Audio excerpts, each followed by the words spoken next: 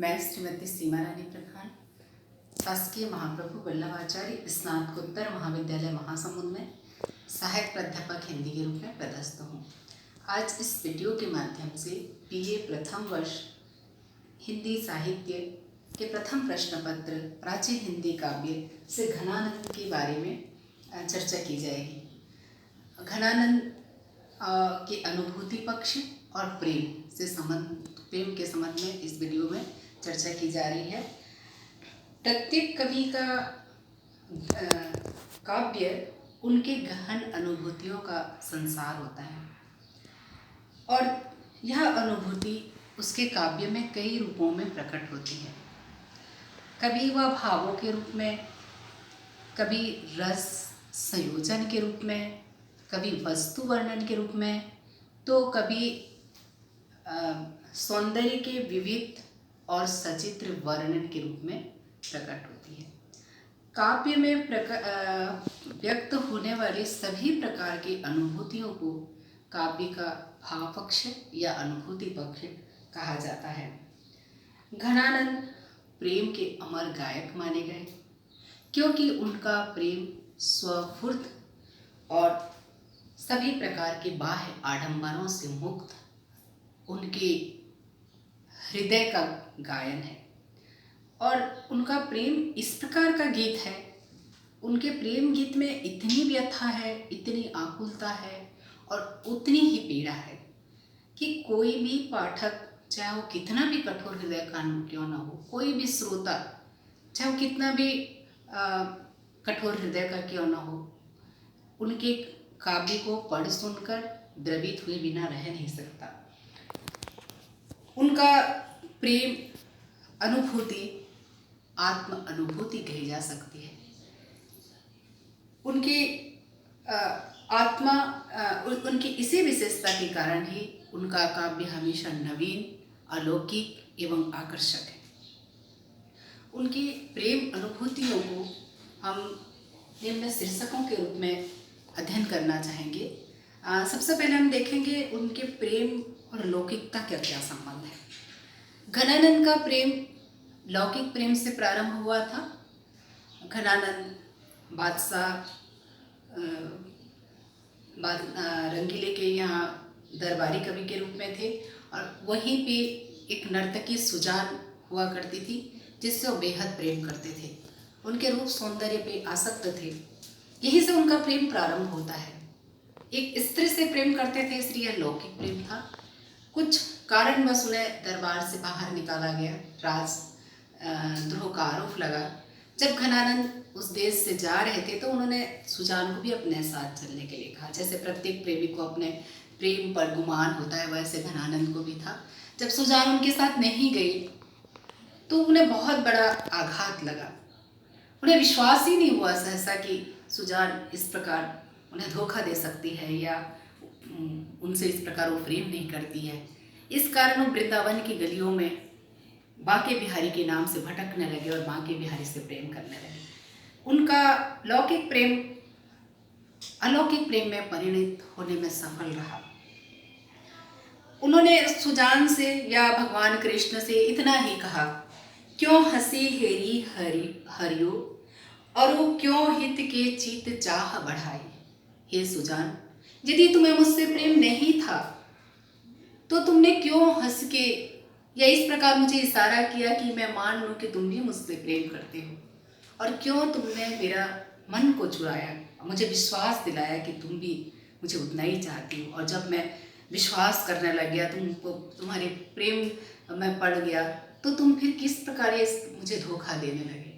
उनके प्रेम में हम देखते हैं निश्चलता, जो सबसे बड़ी बात है और जो सबसे बड़ी विशेषता है कि वो बहुत ही निश्चल प्रेमी थे। और प्रेम में निश्चलता होना आवश्यक है। ये सच्चे प्रेम की पहचान है। प्रेम, सच्चा प्रेम किसी भी प्रकार के दुराल छुपा नहीं जानता। ऐसे घनानंद भी बहुत ही निश्चल भाव से सुजान से प्रेम करते थे। उन्होंने कहा है, अति सुधो से स्नेह कुमारक है, जहाँ नैकू सयानक बांक नहीं। प्रेम का मार्ग अत्यंत सीधा है, जहाँ किसी भी प्रकार की चतुराई का कोई स्थान नहीं। घनानंद मानते हैं कि प्रेम बहुत सीधा, बहुत सरल, बहुत सहज है। जब हम किसी से प्रेम करते हैं तो सिर्फ प्रेम करते हैं, बाकी उसका और कोई दूसरा चीज़ नहीं देखते, किसी प्रकार की दूसरे उसकी बुराइयों में नहीं पड़ते, सिर्फ प्रेम करते हैं। तो उनके प्रेम में ये निश्चलता दिखता है, स्वाभाविकता। घनानंद का प्रेम बहुत ही स्वाभाविक और सहज था। उन्होंने इस प्रेम में किसी भी प्रकार के बनाव, दुराव, छुपाव कुछ भी नहीं रखा। सहज रूप से उनका प्रेम आत्मा का प्रेम था, सहज रूप से उत्पन्न होने वाला प्रेम था। उन्होंने कहा है, चाहो अनचाहो जान प्यारे पे आनंद घन, प्रीति रीति विषम सु रोम रोम रमे। हे सुजान, चाहे तुम मुझे चाहो या मत चाहो, कोई फर्क नहीं पड़ता, मैं तुम्हें प्रेम करता हूँ।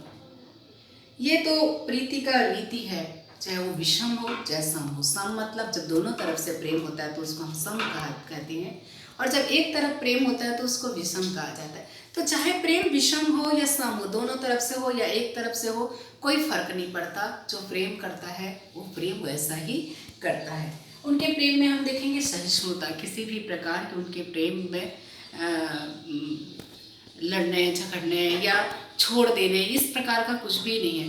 बस एक सहिष्णुता है, सहनशीलता है कि उनके लिए, प्रेमी के लिए ये काफ़ी है कि उसका प्रिय पात्र है, उसका आलंबन है, प्रेम का कोई आधार है, और उसी प्रेम में एक आशा के साथ, एक विश्वास के साथ प्रेमी उसी के सहारे चलते रहता है। घनानंद कहते हैं, आशा गुण बांधी के भरोसोशील धरी छाती। मैं तो आशा का एक रस्सी बांध के चल रहा हूँ और एक भरोसा रूपी पत्थर हमेशा हृदय में रखा हूँ कि मेरा प्रीतम एक न एक दिन मुझे जरूर प्रेम करेगा या मुझे जरूर वो फेर के देखेगा। सौंदर्य प्रियता, घनानंद के प्रेम में हम सौंदर्य तत्व देखते हैं, क्योंकि घनानंद का प्रेम ही नायिका सुजान के रूप सौंदर्य को देखकर हुआ था, और उस सौंदर्य के कारण, उसके रूप रंग के सौंदर्य से घनानंद प्रेम किया, और वह सौंदर्य उनके मन से कभी नहीं हुआ हटा। अभी तक उनको मिलने की चाह और उसके सौंदर्य पान की चाह हमेशा ही रहा। और घनानंद ने लिखा है, आनंद के गंध सींचा रोम रोम हमें चाहिए। और सुजान को उन्होंने आनंद का घन कहा है, प्रेम का घन कहा है, और वह आनंद, वह प्रेम, वह रूप रंग की राशि हमेशा उनके मन में चढ़ा रहा।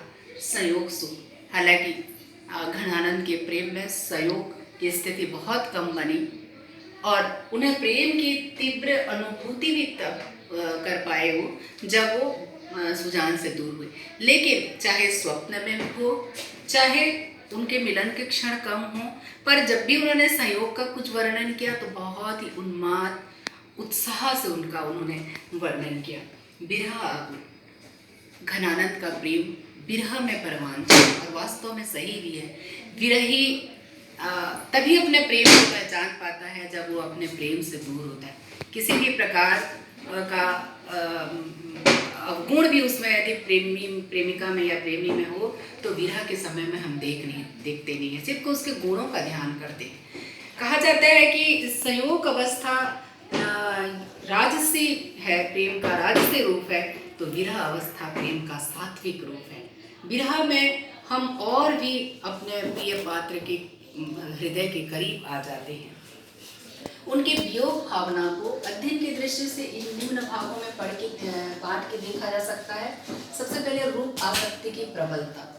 घनानंद अपने प्रेमिका से जब दूर होते हैं, वृंदावन की गलियों में रहते हैं, वहाँ घूमते, तो उन्हें हमेशा उनका रूप उनकी नज़रों के सामने रहता है।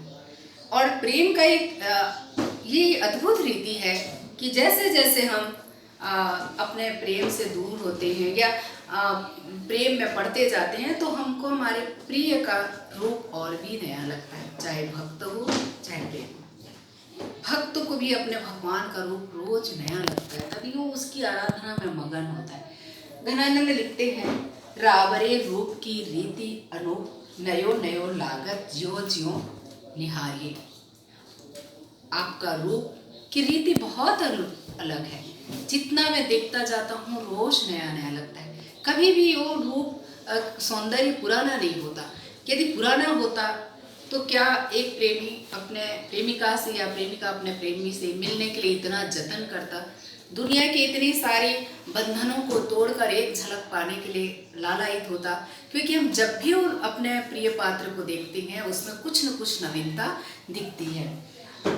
मन की मौन पुकार, घनानंद का विरह उनके हृदय की पुकार है, आकुलता है। घनानंद जब अपने प्रिय से दूर होते हैं तो उन्हें बहुत ही तकलीफ होती है। और प्रेम की सबसे बड़ी तकलीफ तो यही है कि हर प्रेमी यही चाहता है कि सोचता है कि मैं ज़्यादा परेशान हूँ, मेरी प्रेमिका परेशान है कि नहीं। प्रेमिका ये सोचती है कि मैं परेशान हूँ, मेरा प्रेमी परेशान है कि नहीं। और दोनों ही यही बस जानना चाहते हैं कि मुझसे ज़्यादा मेरा प्रिय परेशान है। और ऐसा कोई आधार मिल जाता है तो मन को एक अजीब संतुष्टि होती। यहाँ तो घनानंद के लिए किसी भी प्रकार का ऐसा सूचना तक मिलने का आस्था नहीं था।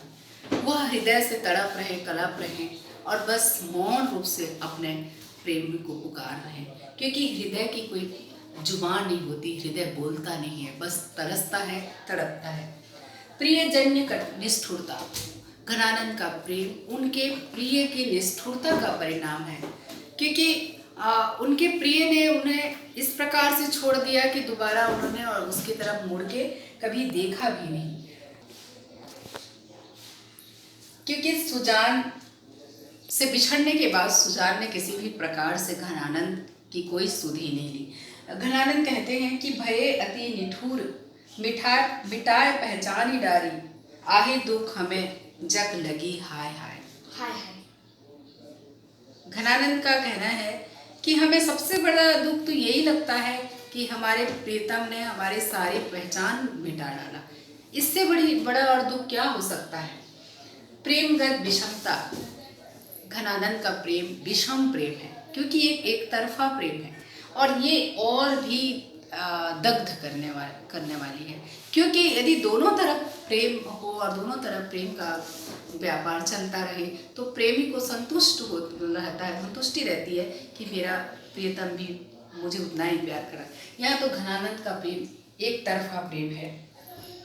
वो कहते हैं मोहे तुम संग एक, मैं हजारों, मेरे लिए तुम एक हो और मैं तुम्हारे लिए मेरे जैसे अनेकों लोग मिल जाएंगे। जैसे चंद्रमा को चकोर कितने मिल जाएंगे, लेकिन चकोर के लिए तो चंद्रमा एक ही है, ऐसे मेरे लिए तुम एक ही हो। उपालंब, हर प्रेमी अपने प्रेमिका को उपालंब देता है, प्रेमिका प्रेमी को उपालंब देता है कि तुमने मेरे साथ ये नहीं किया, वो नहीं किया। ऐसे घनानंद भी सुजान को निष्ठुर, महान, निर्दयी कह के उपालंब करते हैं। अंग प्रत्यंग की आकुलता, प्रत्येक प्रेम में या विरह में अंग प्रत्यंग सहित आकुलता होती, क्योंकि आत्मा काया से जुड़ा हुआ है। कायिक संरचना के अंदर आत्मा, और आत्मा यदि विकल है तो हमारे अंगों पर भी प्रभाव पड़ता है।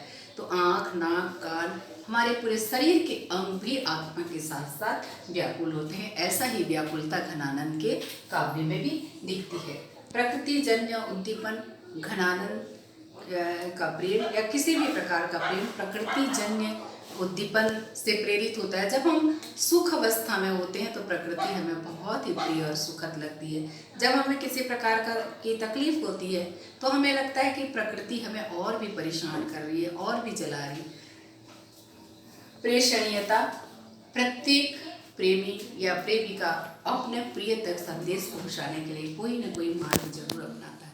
घनानंद भी अपने ही जैसे एक दूत की खोज कर लिए हैं। उन्होंने बादल को, जो बहुत ही भावपूर्ण या जल राशि से परिपूर्ण हो जाता है तभी बरसता है, अन्यथा वो चुपचाप मटराते रहता है। ऐसे घनानंद भी हैं और उन्होंने बादल को अपने संदेश कहने के लिए दूत के रूप में खोजा है। सात्विकता एवं आध्यात्मिकता, घनानंद के प्रेम सात्विक है, शुद्ध है, मन से, हृदय से उत्पन्न प्रेम है, किसी प्रकार के आडंबरों से मुक्त है, किसी प्रकार के उसमें वासना नहीं है, इसीलिए वो आध्यात्मिक है, अध्यात्म से जुड़ा है, ईश्वर से जुड़ा है। उनका प्रेम बहुत ही पवित्र है। धन्यवाद।